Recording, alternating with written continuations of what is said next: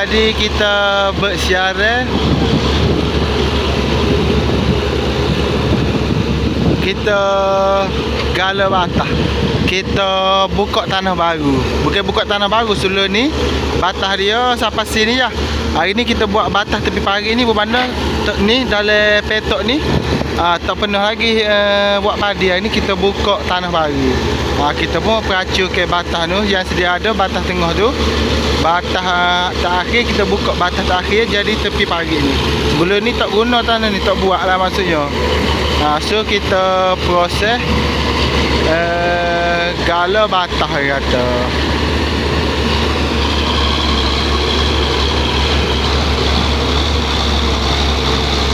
Ni keh ni buat parit batah baru tepi parit.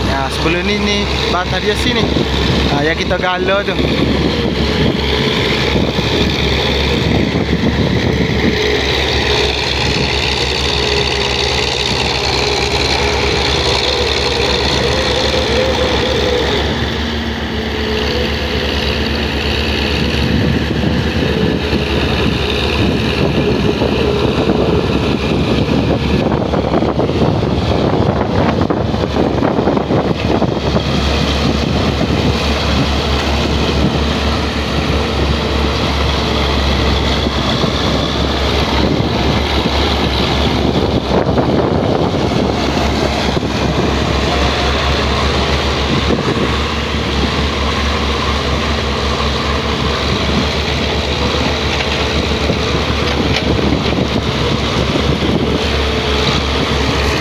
Hancur macam itu.